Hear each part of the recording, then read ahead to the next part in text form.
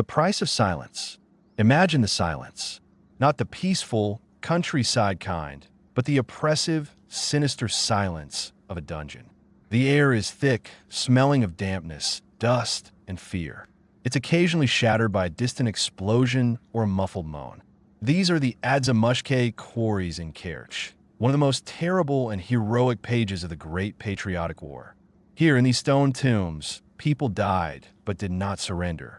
And from this hell, onto the most dangerous path, emerged a young girl with clear eyes and a core of steel inside. Her name was Alexandra, and she was destined to meet not an enemy, but something much more terrible, the abyss of human fallibility in the form of those who had once sworn to defend their motherland. The girl from Siberia. How are heroes born? Alexandra Plotnikova. Say this name out loud.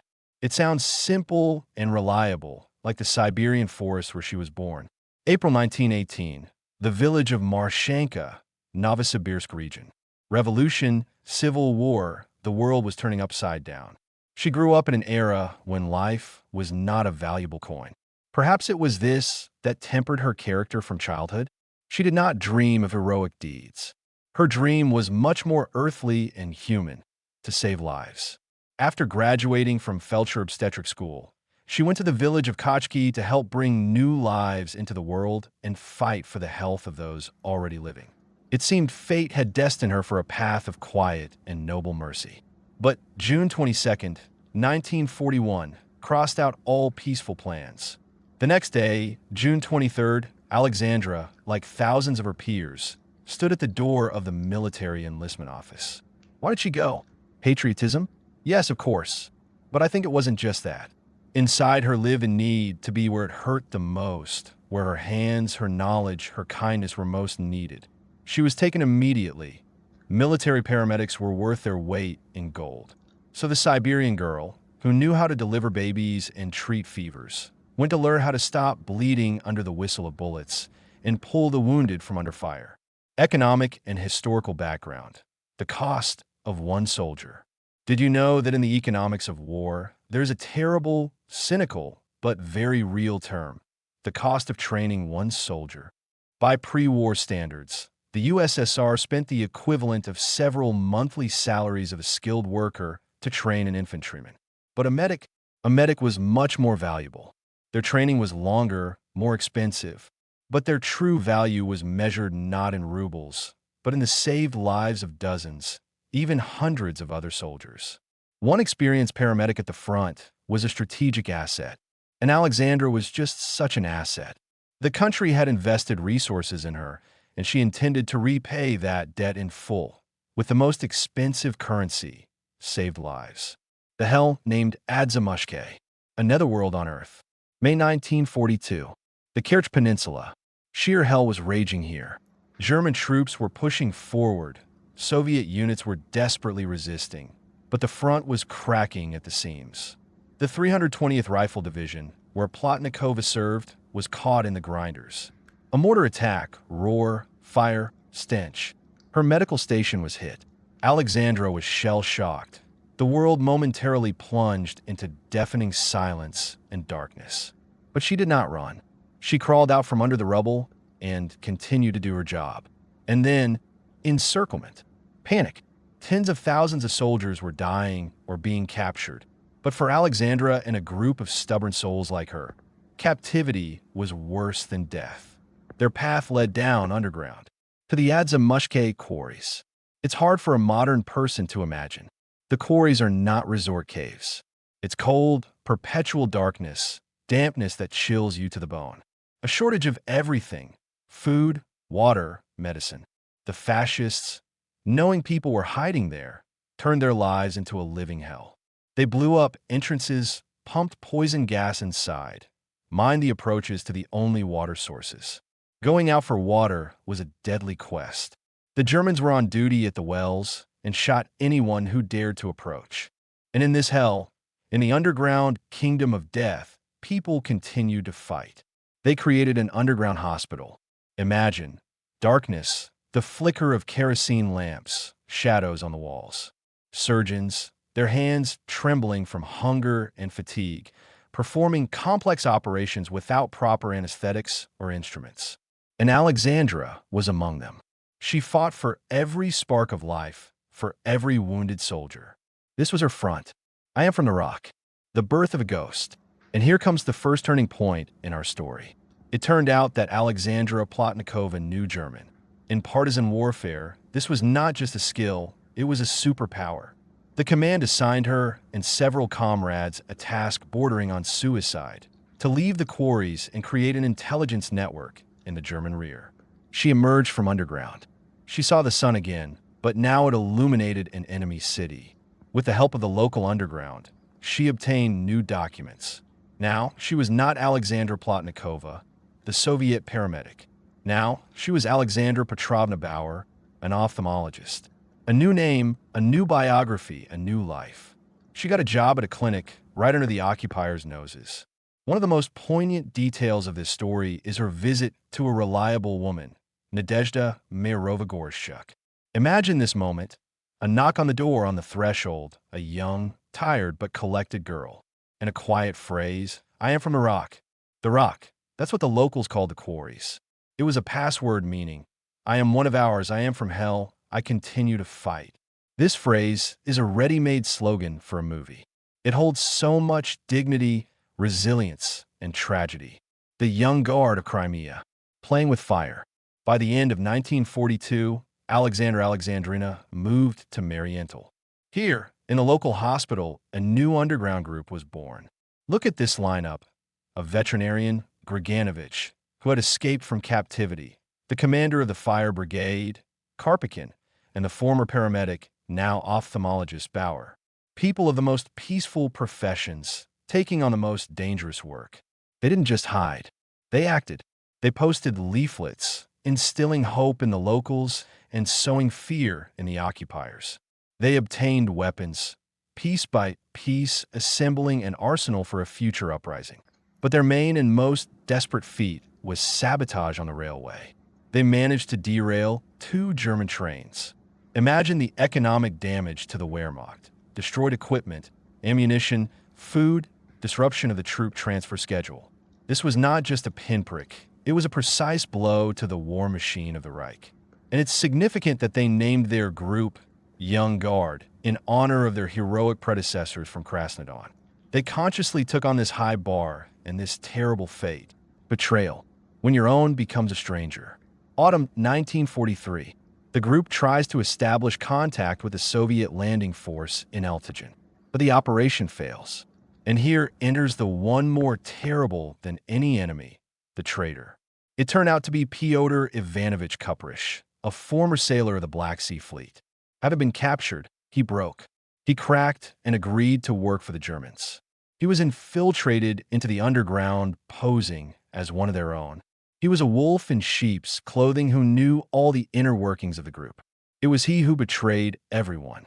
During a search of one of the partisans, a notebook with all the names was found. The arrest began. The underground fighters managed to escape briefly, even making a hole in the wall of the commandant's office. But Kuprish and his partner, another turncoat, Vasily Zub, were already hunting them. They dressed in Soviet sailors' uniforms and, pretending to be paratroopers seeking shelter, tracked down Alexandra. They identified the house where she was hiding and arrested not only her, but also the innocent niece of the woman sheltering Plotnikova, Natalia Volkova. Analysis of the psychology of betrayal. Why does a person become a traitor? Fear? A chance to survive? Or does some ancient, base creature awaken in them? One that enjoys power and impunity? Kuprish, Zub, and other members of GFB 312 are not just bad guys. They are examples of total personality degradation. Having received power over life and death from the Germans, they immersed themselves in this power with relish. They didn't just serve. They tried hard. They went beyond even the orders they received. They enjoyed the impunity. It's a terrible diagnosis. When a weak person receives power support, he often turns into a monster, trying to prove his worth both to his new masters and to himself. The interrogation, a test of strength. And now begins the darkest, heaviest part of our story. What these men did to the girls is beyond comprehension. First, the gentle interrogation. Persuasion promises, "Tell us everything, and we'll let you go." But Alexandra Plotnikova remained silent. She, who had seen the hell of the quarries, was no longer afraid of prison or death. Her spirit was tempered stronger than any steel. Then the physical violence began. She was beaten, but she remained silent. And then something began that makes one shudder even 80 years later. Enraged by their impotence, the executioners realized they could not break her will, and they decided to break her body and intimidate those who would learn of her fate. Vasily Zub, during his interrogation by the Soviet investigation, gave testimony that is a documentary testament to their beastly nature. They tortured the innocent Natalia Volkova before Alexandra's eyes. They tore out her nails, cut off her nose and ear. The girl lost consciousness from the pain shock. Then they brought Alexandra. They burned her hair, tortured her in sophisticated ways. Reading the protocols, one simply refuses to believe that compatriots, people speaking the same language, could do this. The German fascists often acted with cold, systematic cruelty. These ones, with furious, sadistic, almost animalistic rage. They were trying not just to extract information. They were trying to humiliate, trample, destroy the very symbol. The symbol of female courage that was too tough for them. And they lost again. Volkova knew nothing, and Plotnikova never said anything. She endured all the torment and took all the secrets of the underground with her. They failed to break her. In a rage and malice, understanding their complete moral defeat, they shot both girls that same evening in the yard of the machine and tractor station. Retribution, which did not come immediately. What happened to the executioners? They, sensing the approaching collapse, fled with the retreating German troops. They hoped to get lost, to start life with a clean slate. And it must be admitted, they almost succeeded. They lived on USSR territory for several more years, hiding their terrible past. But the machine of Soviet justice, though slowly, found them. Only in 1958, 15 years after the war, did the KGB begin to arrest them. A list of names that should remain in history as a brand. Zub, Olenchenko, Dubogry, Michelson, Kruglov, Vasilenko. They were tried. And here is an interesting point. When their own lives were on the line, they began to testify against each other with the same zeal with which they had once tortured their victims. They laid out more and more new facts of atrocities just to whitewash themselves. This is a perfect illustration of their essence. No ideology, only self-interest and animal fear. The military tribunal sentenced them to the supreme punishment, execution. All except one, Vasilenko, whose death sentence was commuted to 15 years in the camps. On July 22, 1959, the sentence was carried out. Retribution was done. But is one death an adequate price for dozens of tortured and shot people? From a legal point of view, yes. From a moral point of view, this question remains unanswered. Epilogue. Memory as a verdict. Not far from a station of Seven Wells, a monument stands today. A monument to the Crimean Young Guard. And next to it, a memorial plaque with the name of Alexandra Plotnikova. This is a place of strength and sorrow. We must remember two types of names.